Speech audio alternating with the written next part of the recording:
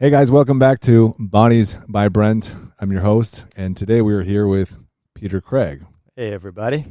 Yeah, so I reached out to Peter because I was actually looking for a therapist, and I have a great therapist now, and I think most people should have a therapist in their corner just for any issues they're working on or just for personal growth, even if stuff's feeling good, right? And, I was recommended to you, and even though I have a therapist now, you have all kinds of interesting experiences and credentials, and I think relationships with yourself and the people that you live with or your very close relationships are so important to getting the fitness, health, and well-being that you want out of your life. And I think, people need to become a little bit more aware of that. So I just want to pick your brain about all the cool stuff and just share it with everybody. Yeah, absolutely. Thanks for reaching out and having me on here. It's great to be at Barbell Vitality. It's a really great spot. Yeah. And excited to dive in. Yeah, man, I'm super pumped. So tell me a little bit about your story about getting into being a therapist and all that. Yeah, sure.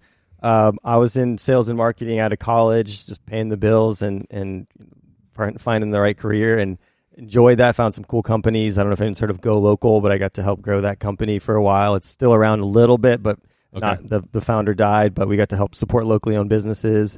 And I got to kind of pound the pavement going, talking to uptown South Lamar, South Congress, talking to a lot of cool business owners and what's important to them and getting to connect with them.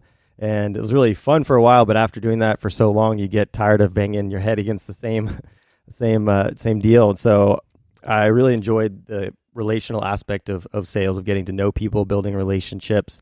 And when I was ready for a change, I started asking friends and family, hey, what do you think is a good next step for me? And what are my skills? And I was doing my own reflection and around communication, connection, and just how important that is in my life. That kind of was a resounding response from my community and friends. And my mentor I had known like 8 or 9 years from spirituality, was a counselor and had a thriving practice. And so it just kind of all worked out. And all of a sudden I went to grad school for counseling. I was like, I didn't go back to school. It was really for personal growth. And it's like for a lifetime, which sounds exhausting and also really exciting. Yeah. So I'm still in that, it goes waves back and forth from feeling a little overwhelmed with there's always more to learn. There's always more theories and everything. But then just coming back to, just learning more about how our cells work and how relations work and how to deepen them and feeling the satisfaction of getting to make that more of my life. That's all. So how long you been now doing this? Yeah, so I've been practicing for three plus years. Okay, so cool. Still, cool. Still new.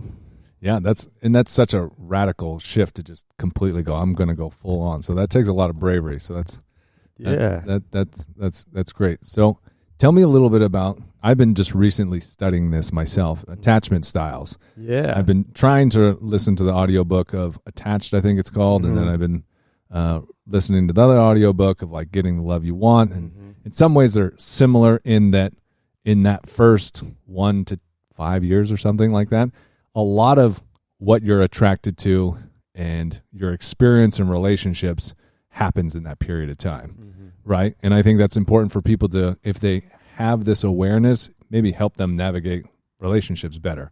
Yeah, absolutely. It's been kind of a major influence of the counseling field over the past few decades, where we did some research in the 50s, John Bowlby, and basically the idea that the way your parents attune to you in your earliest years helps you form your own sense of self and how you attune to yourself. Okay. And so there tends to be kind of a few patterns that people tend to identify with. And so if you can hear us out for a second and see if you pick one of those, that can really help you have a new lens to look at how to improve your relationships. So let's see, where do I start the spiel here? Yeah. Basically, the original research was on infants with a caregiver with their mom or something, where she would leave the room and then baby would be upset, mom would come back, and then the baby would either kind of seek care or turn away or kind of be stuck in the middle. And so I'll walk through each of those attachment styles. So first case, the anchor, Stan Tatkin. I'll get you on that book. Stan Tatkin has a book called Wired for Love, where I think he explains attachment a little easier than attached. I had a hard time getting into that book. Maybe that's just me, but yeah, the first chapter or two, I was like, I don't know if I could do this. Yeah. It's like a lot of just like data, and it's just like, well, this is too much. I need a YouTube video. It's like 10 minutes long to just tell me what's going on. Yeah, exactly. Yeah. So break it down really simply. So first case, the anchor or secure attachment mom leaves, baby's upset, mom comes back, baby seeks care and proximity. Mom's like, I'm there, I got you, and baby's synced up, then they're back to playing, they're happy. That's kind of the ideal scenario. We all have pockets of secure attachment where that we might have gotten that. Scenario number 2, baby leaves, or mom leaves, baby's upset, mom comes back, baby is in an internal state of distress, but not seeking care or proximity, just kind of like, oh, well, you already left last time and you weren't around, so I'm just going to deal with this on my own. So there's kind of the me-centric, it's called the island attachment style from Stan, or the avoidant or dismissive attachment style. And this is where people tend to be very self-sufficient, self-reliant, but not learning at an early age to not rely on others for their emotional needs. Okay. And it's an insecure attachment in the sense that as humans, we're interdependent. You know, as mammals in danger, we don't run away from danger. We run to our caregiver as children. And so we need to have a safe person to be able to run to. And if we stop kind of relying on that, we lose something a little bit inside, and we start pruning neurons for connection in our brain that say, hey, reach out, because it's painful if your parents are, you know, if insignificant, if they're not there. You know, a lot of just daycare kids, you know, parents aren't around, there's not someone who's attuning to them when they have an emotional need. They kind of have to swallow that instead of try to get that met, and it's not there, and that's even worse almost sometimes. So you start to form this attachment style of self-reliance, and in our culture, you know, that's celebrated very much, and there's a lot of good sides to being your own person and, you know, taking leadership and responsibility for your own life. But there's also, we're relational beings, and we need that human connection to feel satisfaction and the deepest way. So that's the second attachment style. Third one is kind of the opposite end of the spectrum. You can think about it kind of me-centric versus we-centric is a simple way to put it. This mom leaves, baby's upset, mom comes back, baby's like, soothe me, give me that love. And it's inconsistent. So maybe if it's alcoholic parents, or just parents are really loving and available sometimes and then just not other times, it's kind of this confusing push-pull of kind of fearing abandonment and then clinging. So people can sometimes relate with, you know, if their partners goes out of town and there's just like this like physical feeling of like, oh, like I need to grab onto them. I need to feel that kind of external regulation, to use a counseling word that we use. And so that attachment style is known as the anxious, ambivalent, or preoccupied, or the wave, Stan Tatkin calls it. Okay. And so the wave attachment style is more externally regulating, meaning that having someone in your corner, having someone next to you, reassuring you, kind of giving you that emotional need is very satisfying and soothing, not just, you know, to your mind, but your physical being. It's really soothing. And so that's also an insecure attachment in a sense, because people maybe are so desperate to get their needs met that they're almost kind of missing the other person. So, you know, often you might relate in your own relationship. Sometimes you feel like the other person needs you as an object there, but it's not really like, they're not actually like, what do you need in the moment? Like they're not necessarily kind of holding space for you as well. Yep. And so even though that's, you know, trying to cross the bridge of connection and say like, give me some connection, I need it.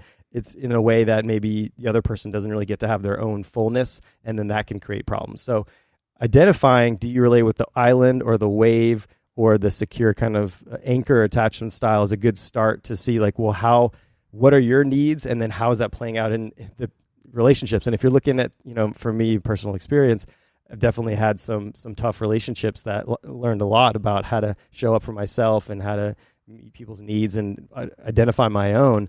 And if you are showing up insecurely, I tend to be kind of more on the island side where I'm kind of avoiding intimacy. Yeah. And so that's kind of my growth edge is where am I avoiding intimacy? And that's actually, how do I lean into that and actually get the connection I need and desire? That's super interesting. So what are some ways people can even begin to understand, like, I have some needs and they're not being met? Like, how do people even kind of become aware of that? Yeah. So just starting with identifying how do you relate with these attachment styles, it might be pretty easy to click into one of them, or it might take a little bit of looking up. There's some quizzes online. You can find some free ways to check that out, or some of these books we can mention. But I think it's about taking responsibility for your own needs and responsibility for our interrelational needs to our humanity that I think our society sometimes doesn't necessarily support that. It's all kind of competition of everyone versus everyone, where it's kind of lonely at the top. And so I I think it's noticing like where a relationship's hard for you. Are you feeling like disconnected a lot of the time, or not very close to people you love, or do you feel like you can never get enough from the people around you, and you're always trying to get more, and that's causing problems? So kind of seeing what side of the spectrum and looking from there. Yeah, that's really interesting. I think for me, I have a little bit of an anxious and avoidant. It depends. And then the longer you're in a relationship, it can kind of change, I imagine, as well, a little bit. I think becoming aware of being like, am I starting to push someone away? Am I being anxious about something that's not even real? I'm just creating this in my head. And a lot of mindfulness and awareness, I think, goes into all of this. Yeah. And one easy way to spot the attachment styles is are kind of getting together cause a little bit of internal distress, or is it more of whenever you go apart? So for islands, typically, if you're just minding your own business, you're working throughout the day or something, and your partner barges in, it's quarantine, so they're in the next room, and you're just kind of caught off guard or overwhelmed. They're like, tell me about your day. How are you feeling? I'm feeling stressed. And it's overwhelming, and you almost want to push away from it. That's a sign you might be more on the island side, because secure tends to be able to kind of manage closeness and individuality in a way where if we're more islandy, then we can feel intruded on often, which becomes an excuse or a shell of like, I don't want to be intruded on, so I'm not going to let anyone in. But then that's pretty lonely. And then the other side of it is if you're hanging out and then you go apart and you feel a drop that's, maybe not that rational from your mind, that might be that anxious attachment where, your partner's leaving you just for the weekend or whatever, but you can feel it as a drop. And that's that physiological response that kind of got encoded in childhood in your nervous system that we're learning, like, let's actually honor what our nervous system state is and what it needs. And that's a conversation we're getting to have now that hasn't really been on anyone's radar until now. Yeah, I'm really interested about the whole nervous system because obviously it plays an important role in all of your health. But so you can kind of tell when some of these things are happening because of trigger in your nervous system. So talk to me about the nervous system and some cool stuff with the polyvagal nerve. Yeah, I don't want to over jargonize here. No, do it. Keep I love simple, but cool. You guys have Google. Yeah, you can look it up. You can look this all Pause the video, look it up, study, and come back. Absolutely. So I guess I just took a 10-week course by Linda Tai on somatic embodiment and regulation, which was fascinating and so relevant for my own life and the work I do with clients on how to just feel more safe and secure in your body. And so, we have a nervous system. I guess I'll just spiel you all for a second that we have the sympathetic nervous system, like kind of your gas pedal. So fight or flight, you think about if a tiger comes, blood flow goes to your hands and feet, your heart starts beating faster so you can fight or flee or freeze. And, tiger's gone, everything's cool. Then the parasympathetic nervous system goes on, which is kind of the opposite, kind of the brakes, you could say, where blood flow goes to your guts and your organs rest and digest, we call it. Totally. So, basically, as children, we start to narrow our bandwidth of what's kind of appropriate behavior. I'm shifting gears here for a second. Yeah. As children, we tend to, have a lot of different emotional states that were pretty uninhibited in a way that now we're very inhibited, you could say. And so we tend to get punished or scolded for sometimes on the high end, like exuberance. Like, I found a lizard, and get that out of the house. Yeah. And they're shut down, shame. And so we start too much crying, too much expression. Exactly. Right. And then on the low end, we see, stop being sad, stop crying, pull it together. And, obviously we all have different versions of this, but it kind of narrows the bandwidth of our acceptable emotional states that we don't defend against in a way. And this is all not on a conscious level. Unconsciously, we might start not wanting to cry or not wanting to be too excited because how our caregivers respond is very important, because if we don't have their support, we're going to die. So there's a very instinctual kind of primal element to how our nervous system gets wired. And so with this sympathetic and parasympathetic is we get stuck in different states. So we get stuck in a shutdown kind of a low end sometimes, or we get stuck in a high end kind of almost manic state. And so learning how to identify that we're in those states and then how to shift states is really important. And that's something I'm really passionate about, because how cool is it if we can now have tools to be able to notice that and manage that for ourselves and build that into our relationships in a way that no one teaches us this, because it's just not part of the curriculum yet. No. And that sucks, because we deal with a lot of trauma, or we deal with a lot of stressful things with our way we grow up, and we don't know how to deal with it. And we usually turn to kind of secondary regulating things like, substances, unhealthy relationships, workaholic, whatever, our own way of kind of trying to regulate our nervous system without knowing what that needs. So yeah, pause there for a second. Yeah. Even over exercising, under exercising, eating too much, eating too little, all ways you could be coping in some way to be regulating emotions and how you feel. Exactly.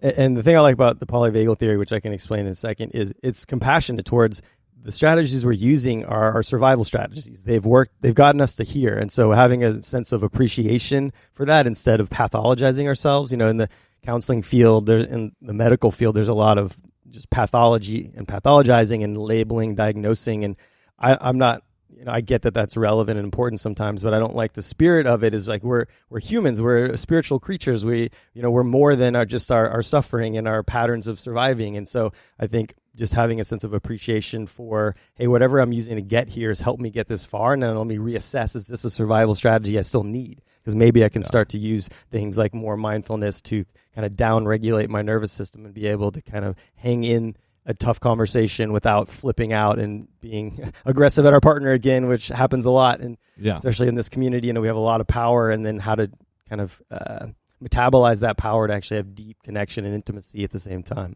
Yeah. So don't take, when you do the attachment theory and you find out what you are, that like, if you're not secure, you're broken, right? You're like, exactly. Well, I'm broken. I need help. Right? We all have like, it's not like you're one thing or the other. It's like an ebb and flow. Exactly. And obviously, like you said, it served a purpose, right? And I think the most important thing is being mindful and continuing to grow and become better. And that's going to continue on for the rest of your life till the day you die, right? So there's no like end point, like, I'm amazing now. I did it. I went to 3 therapy sessions. I'm good. Bam. I'm a secure person, ID card. I can be in society now. I'm killing it at relationships. I'm done. You can say that, and then your partner's like, and you're not. No. And you're being an ass again. Yeah, we're going back. Yeah, exactly. Yeah. So with the nervous system though, there's kind of a couple different parts though, right? Right. So like getting yourself. So if you're, experiencing, you may be triggered in some kind of fight or flight response. Well, first, how would you kind of know that you're potentially in that? Yeah. So like you mentioned, kind of mindfulness is the practice of just paying attention in the present moment and being able to track, what am I feeling right now? What am I noticing in my body?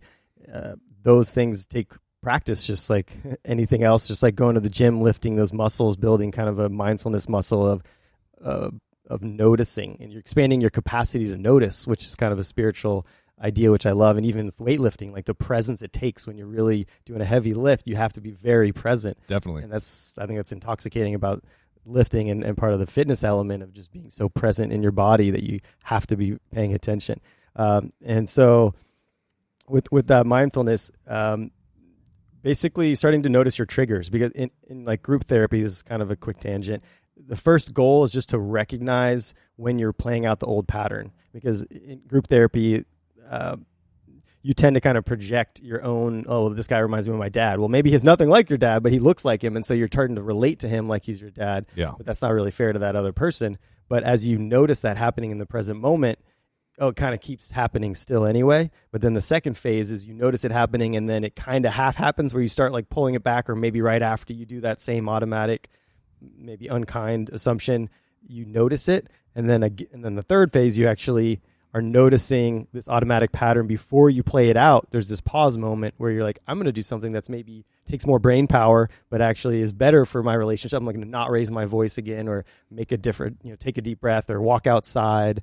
And so it takes kind of training to get to that. And again, like having a compassionate approach, you don't need to be like perfect at this in one go. You're just starting to notice, where do you get triggered? Is it a certain thing your partner says? Is it a certain way they talk to you? Is it a certain thing at work where the way someone talks to you that gives you this kind of flips your lid?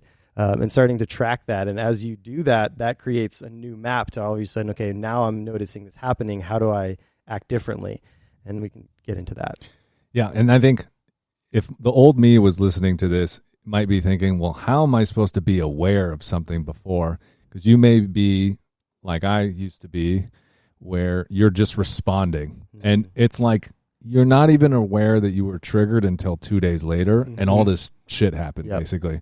So it's like, I think developing a mindfulness practice, and there's a lot of ways to do it. For me, yoga was very like important for me to do that. And as I did more yoga, the more the space between thought and action grew, where it was like I could tangibly see when I was anxious, when I was like thinking something, be like, I have a choice to say it or not say it. Where before it was like, bam, boom, think, feel, boom, action. And then 2 days later, probably shouldn't have done that. Right? The opposite of aware, completely unaware. So like, we'll keep going on, but what are some mindfulness practices that are pretty easy for people? Because I think that will help them be able to see the pause before taking action. Yeah, absolutely. Yeah. And I got into Kundalini yoga, like 10 years ago. And that was for me, that pause, and really loved getting that practice, because as you cultivate that practice, you're kind of just noticing the space in between, and the more you can build that space. So, meditation practice, there's Calm app, there's the Headspace app, there's Insight Timer that are great starts.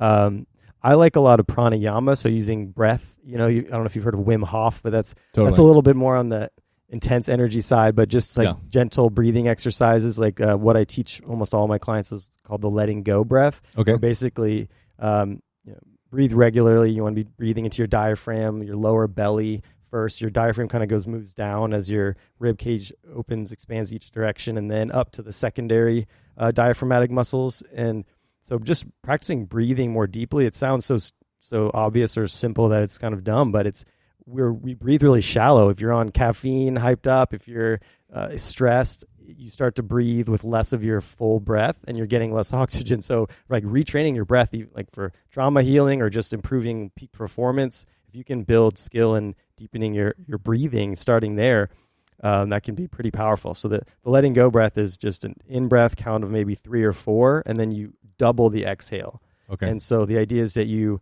kind of relax on the exhale, and it's creating that space between on that exhale. So maybe a 4 count in, 8 count out. And so you're breathing in, just breathing in energy. And as you breathe out, you're relaxing your shoulders, relaxing your body. And you can get into a pretty relaxed state for just a minute. Feel free to pause this and just try it for a minute or two and just see how that shifts your state. Because if we're in this kind of running hot state, we get triggered and don't see it. But if we're actually slower down, we can notice things happening as they happen. That's great. So, we're realizing when we get triggered, we're becoming aware so we can change kind of our habits. What are some ways we can, so I guess breathing is one way to kind of calm the nervous system. Yeah. And is there 2 ways the nervous system calms, or how does that work? Yeah, I want to share one brain concept first and get to that. So basically, it's helpful to understand we have a triune brain, like a 3-part evolutionarily, kind of our brain stem here is hundreds of millions of years old. Then we have our more like reptilian to mammal brain here, the limbic system, which is our like fight or flight response, our more primitive brain. And then we have our cortex and our prefrontal cortex, our kind of most evolved brain that's only in the past million years really come online. Cool. That's kind of the more human brain. And the idea is that it takes a lot more brain power to fuel our higher brain, our cortex regions. It takes more glucose and oxygen. And so when we get triggered, what that's actually happening, it means that we're flipping our lids and we're resorting to a more primitive survival strategy because it takes less resources. And so the idea is that meditation and mindfulness practice is building more flow from our higher centers of our brain to that kind of more primitive brain so that we can kind of manage it more skillfully. Wow. And so I find that really helpful, is just kind of tracking when do you flip your lid. And because you can, if you start to notice when it's like, and then like that's your moment. Okay, what do you need to do right now to downshift that? And again, breathing is one of the fastest ways, relaxing your body, movement. I think things can get really serious with meditation, people sitting there really hard trying to meditate, and it's like just spinning in your thoughts. So I think embodied practices can be really mindful of just like, dancing in your room really uninhibitedly, or finding movement or sport that feels really alive for you. Because I think there's this concept of kind of pushing yourself and grinding and not even enjoying it, especially, I think for women, but also for men, of just like keep pushing and not enjoying the fitness aspect. And that sucks. Yeah. And that kind of goes against our nervous system in a way, because I think sometimes we need to listen to our system, which sometimes means more rest. And our society doesn't really prize rest that much. So you really have to to dig your heels in to say, like, I need to rest and it's good for me to rest. And then I actually can bounce back more, because if you look at top level athletes, they have a very skillful relaxation rest regime. They sleep a lot. They do nothing a lot on their downtime, because that's what the body needs to rebuild. And I think people need permission for that, because we don't have that much permission in my mind. It's just like, keep going, faster, faster. But then that's not ideal for relationships and noticing when we get tripped up. Yeah, you're not going to recover from constantly grinding and not recovering. It's gonna tear you down. And yeah, you can use, that's, I try to have clients use exercise or their sessions as a time to like enjoy what they're feeling or become mindful. Or sometimes I like people just piggyback your meditation right after you've worked out. Yeah, you're really relaxed. You probably everything's out of your head, and also don't be on your phone when you're working out. Unplug for the hour.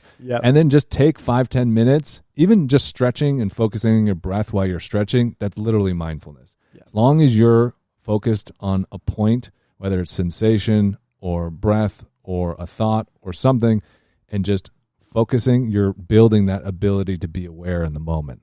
And that'll transfer over into the rest of your life. And you'll notice you're kind of having, I don't know, at least for me, the more I practice mindfulness, things become much more HD, right? Yeah, exactly. Do you know what I'm saying? Exactly. And, it's the art of slowing down is maybe one way I would say that, is because you can notice more. The idea is that, we get so much information from our environment constantly, and our minds constantly spinning. But if we slow down, we can actually start taking in and absorbing that information instead of it going unconsciously. So it's really about being more conscious. And when you slow down, there's more to see. There's more richness. There's more color. And sometimes that's painful. So a lot of times we don't want to sit there and meditate. We want to think about all the shitty things that are still unresolved. Yeah. And that's why we need a coach. That's why we need counseling to help process and have like a beautiful story around that, instead of just feeling stuck, that we can actually transcend our difficulties and make something, grow from it in a beautiful way. But I think that with mindfulness and slowing down, I think, like with the art of eating, for example, I think was one way to track that. What's your eating speed? Is it fast? Is it medium? Is it slow? And can you just savor your food a little bit more?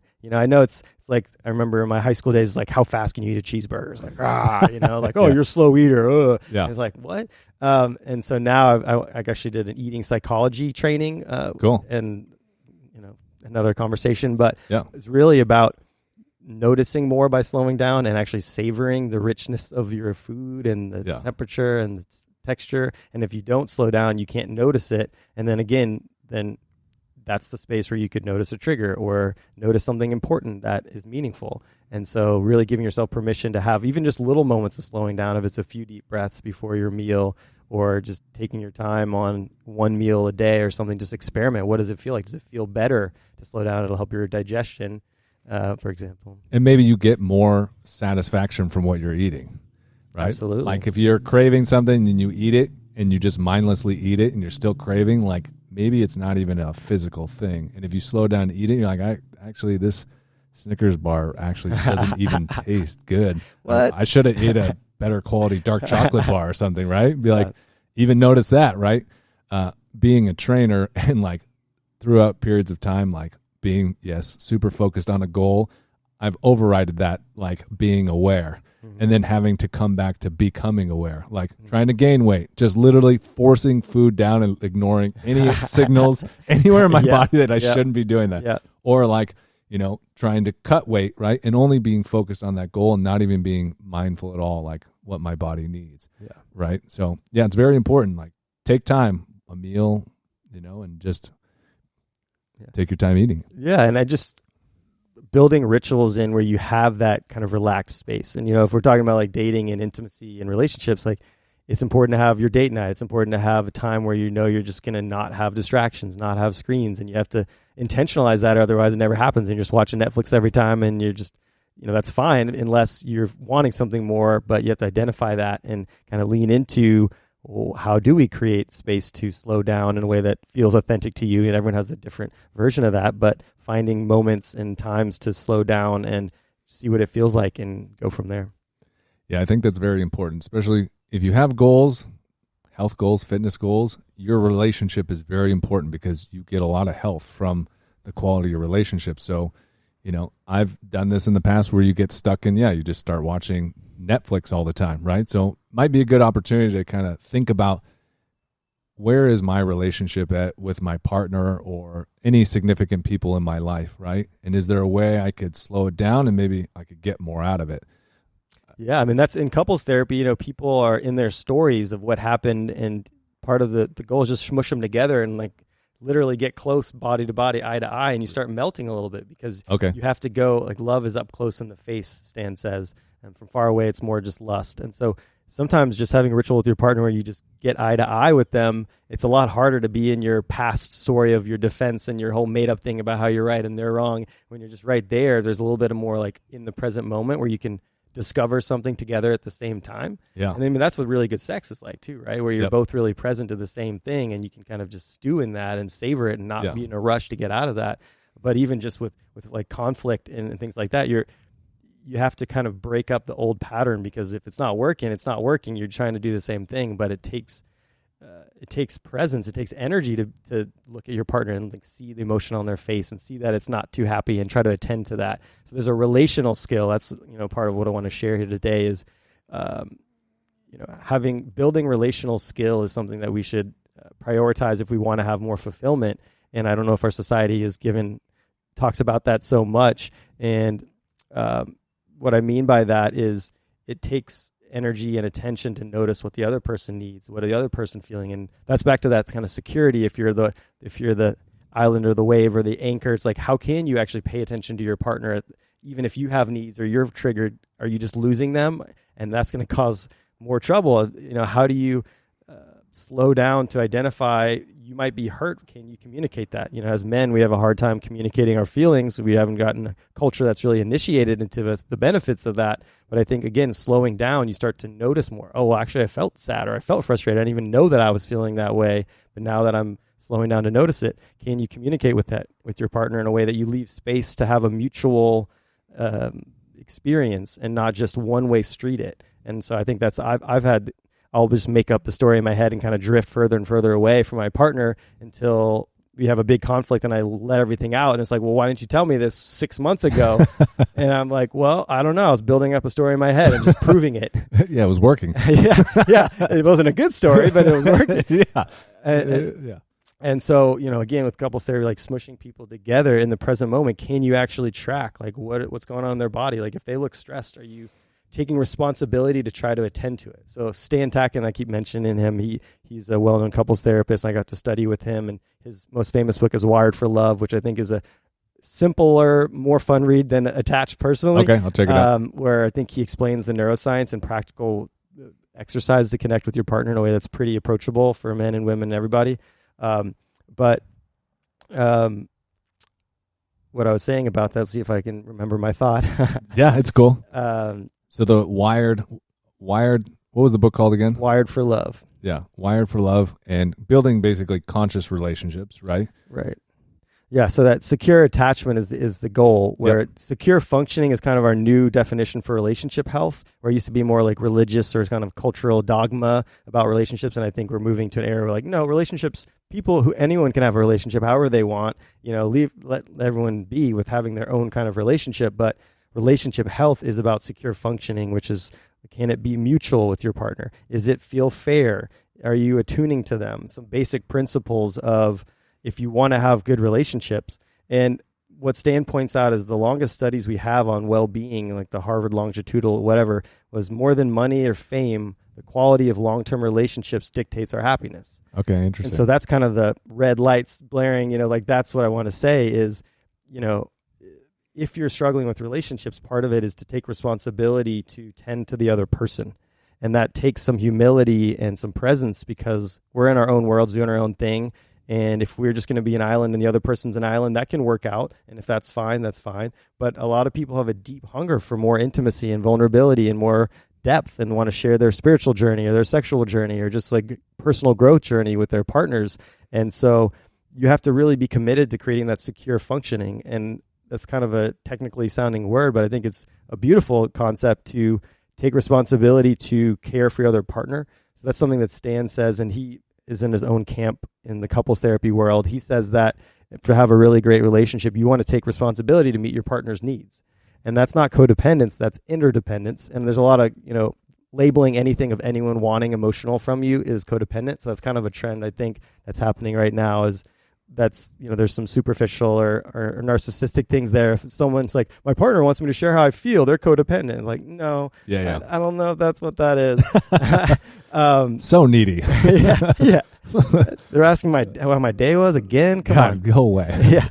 But we have our left brain and our right brain. Just another quick tangent. Our left brain's more logical, linear, verbal, thought-oriented. Our right brain's more emotional, embodied, relational. And our culture prizes the left brain. You could think of the engineer as a good little stereotype there. Yeah. And when you're trying to have a conversation with that energy, it's not very fun. Yeah. And so we need to get into our right brain. We need to get into our bodies. We need to get into our relational skill to have more enjoyment, to celebrate our lives with someone that cares about us or our friends. And so, again, taking responsibility for that secure functioning of, I'm going to get mad at my partner, but I'm going to try to notice what they need and be open to talking about it. So I think being willing to focus on the quality of connection, because everyone comes in for couples therapy saying we want to communicate better. But in my language, the kind of neuroscience language is more about we want to feel more connected. It's a qualitative feeling. And you don't feel connected if you feel like the person across from you doesn't really want to track how you're feeling or acknowledge your emotions or try to see why you feel that way. But that's like asking things of us. And so in this culture, you can be on dating apps and not really have anyone ask anything of you. Mm-hmm. And that's fine if that works for you. But a lot of people are coming to me saying that doesn't work anymore. I want more.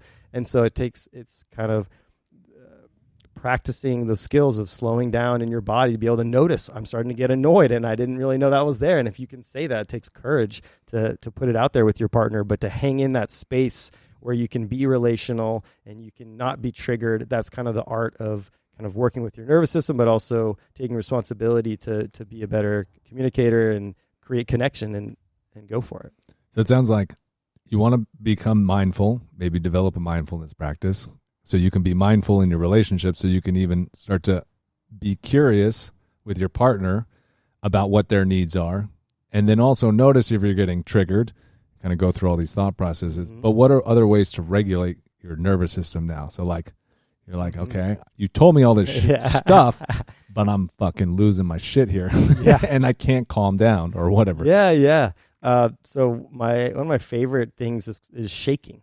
Okay. So in trauma healing, Peter Levine founded somatic experiencing. So if anyone's dealing with trauma stuff, that's a great way to look into that work. And he observed animals in the wild. And so if you've ever worked with animals or been around dogs, they shake it out. So after a conflict in the wild, their nervous systems are in tremendous stress and they shake it out of their bodies and then they're gone. But us humans, we have our minds and we create stories and meanings that create a whole lot more suffering. So having a practice of shaking your body, in Qigong, and that's from Taoism, that's like 5,000 plus years old. They do shaking every day for 1 to 3 minutes. Okay, and cool. If you're really not feeling well, 20 minutes a day. Wow. So it feels really silly when you do it because it's like you're being a kid, you're just shaking, Yeah. But it's really about kind of stimulating your lymphatic system, and it de-stresses body. It dissolves tension in your body. So I would say start a shaking practice, and you can look it up online and find Qigong teachers, or there's secular versions of that, but we can maybe do it after this and you can just get a taste of it. Yeah. But it's really fun and you feel great in just a few minutes. So turn on some music you like and shake it out and see what happens, see what that feels like. Besides that, again, regulating your breath, like just noticing where you're tight in your body. Again, with fitness, you have a lot of body awareness sometimes, so just checking your breath, taking deep breaths, like having a pause. Again, if we're about to flip our lid, the best thing to do is slow down, because then we can kind of get more resources to our brain. And so that takes discipline. And so it's more just, again, in having an intention to try to do that and fail some of the time. But then some of those moments you make that move, you take a few deep breaths before your next work call or something, and you show up the way you wanted to. Besides breathing, let's see. Physical movement is such a great thing. I love swimming. Obviously you're here, barbell vitality, like being in your body and moving your body. We're humans, we're animals. Like we need to be in our body. And I think our society is very dissociated and we're just sitting at our screens all day. And that's not how we're meant to live. And no problem with that. But if you have that lifestyle, can you prioritize going for a walk in nature we're also of nature, and we're forgetting that too in our concrete jungle. And so it's, again, really simple, kind of almost painfully obvious things, but how can we take time to go to Barton Springs, my favorite place, or have more awareness of our breath and our body and relax our muscles, and try to think of more off the top of my head, but that's the start there. Yeah, it sounds like, also with movement, it doesn't always need to have some goal other than I like this thing because it feels good and I can kind of get lost in it. And it's like, think about what you can get lost in. So if it's going on walks or swimming or whatever, you're not trying to worry about calories burned or I'm getting ready for an event. It's literally, I let my mind go, and I'm like, by the end of it, I'm here. Yeah. So I know he's talked about polyvagal theory a tiny bit, but I didn't really explain. It's a whole other let's thing go to into get into. But so I explained the sympathetic, parasympathetic nervous system, but there's a little bit more. Polyvagal theory has discovered that our parasympathetic has two branches. An older one, the dorsal vagal, which is like in our gut, and it's a collapse response. So if you ever watch a video of a fox hunting an opossum, the opossum realizes that it's screwed. The fox is coming in, it's about to die, and it'll go from this high stress, sympathetic, like fight or flight, I'm about to fight or die response, to a shutdown collapse. Whoa. So the dorsal vagal kicks in. It's like pulling the emergency brake on your car, and it plays dead. So the fox picks it up, and evolutionarily, it's meant to get some fight. Otherwise, it's not going to eat it. And so it shakes it around. There's no fight, and it just drops it and walks away. Okay. So it's an evolutionary survival strategy. Sometimes we need to shut down to survive traumatic environments or difficult experiences. And so it's a very useful survival, but there's a lot of cost. It takes a lot of energy and toll on our nervous system to kind of pull the emergency brake like our car. Okay. So understanding that we have this collapse response, part of it, again, is just to notice, like, if you could track your nervous system, do you relate more with kind of the collapsed energy or the kind of high-end energy, the kind of sympathetic overdrive where, you need to be ready to fight or to flee? That's a pretty intense energy. If you're about to fight to the death or something, or whatever, that's a lot of adrenaline. And so some people are in this kind of fight or flight and then move into collapse. So they go through their day where they feel like there's a lot of intense energy in their body, but there's kind of this collapsed energy too. So it's kind of stuck in there. So part of trauma work is to help you kind of unfreeze that over time to kind of engage your survival protection response. So that the idea is to try to understand what your nervous system needs to kind of complete that energy or move that energy out of your body. And so again, with shaking, you're shaking that the stress out of your body, so that can be a part of it. But if you're in this kind of dorsal vagal, this collapsed energy, how can you kind of get your energy moving? Like, is it just going for a walk? Is it doing some push-ups? Is it doing shaking? Is it something? How do you acknowledge that you have this kind of survival strategy? And then that opens you up to really exploring more what makes sense to you. But it is about honoring your unique kind of blueprint and figuring out how to work with it instead of just shoving onto, the fitness goal. Sometimes you just like, this is my goal and I don't care what my body says, I'm going for it. But I think, as you talked about in your first podcast, like that didn't really work. You had to kind of shift your gears there.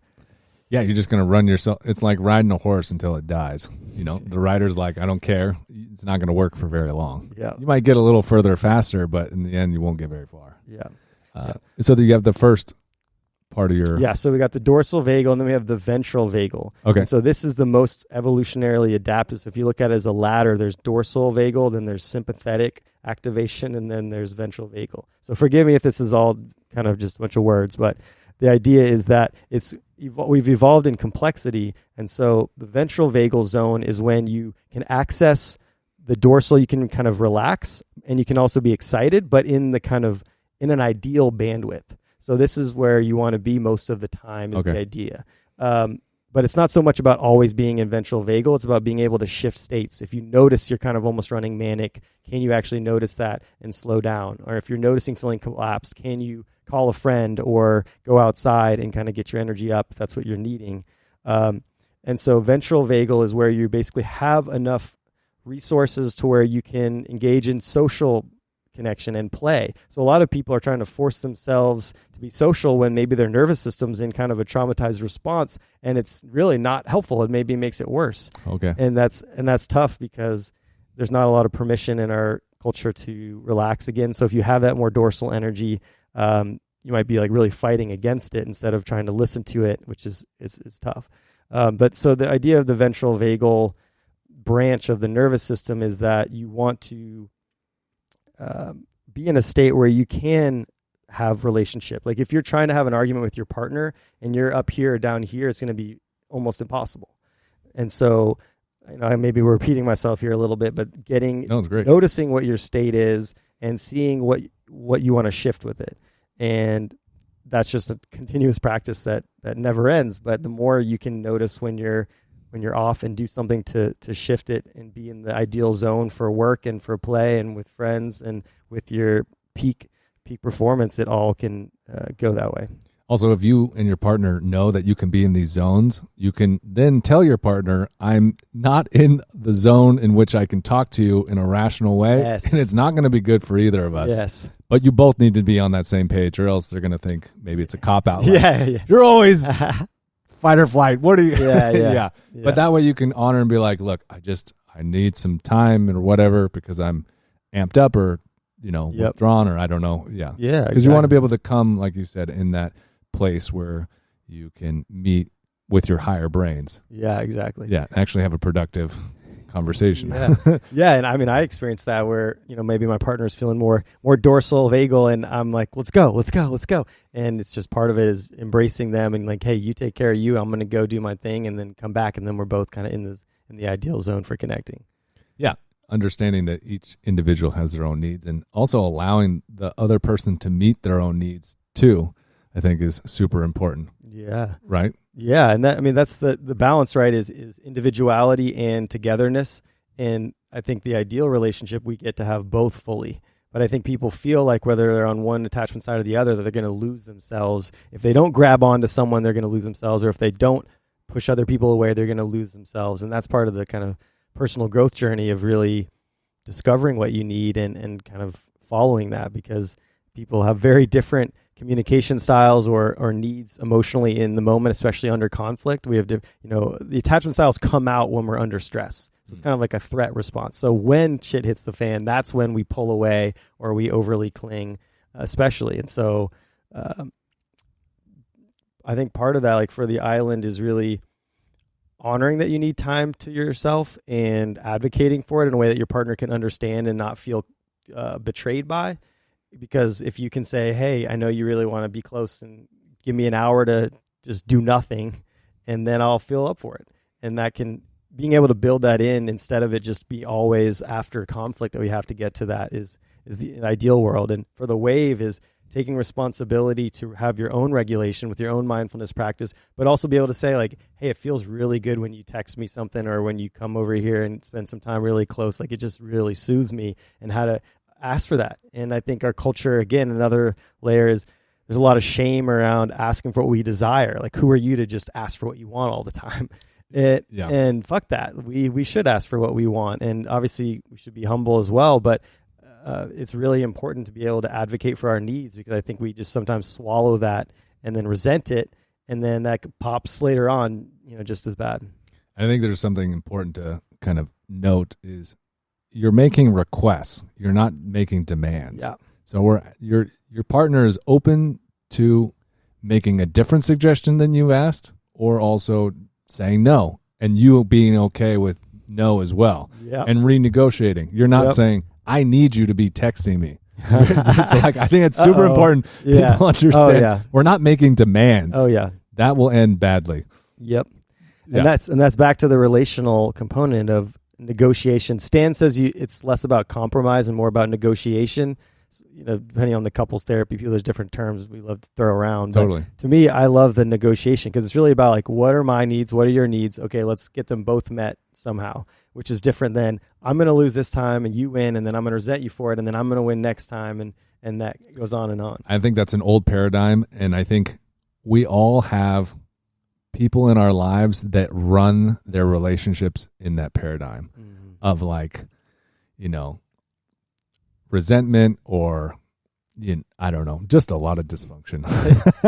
Yeah, well, no one teaches us relationship skills, No, I know it's the most. I don't know if it was my sister was telling me Warren Buffett, or it was either Warren Buffett or like Ray Dalio. He said the most important decision you'll ever make in your entire life is like the partner you choose, right? So if that doesn't tell you how important relationships are, I don't know what else is. And there you go. like you said, your happiness is dependent on long-term relationships, not wealth, not status, all that other stuff. Yeah. So work on these skills. Yeah, right?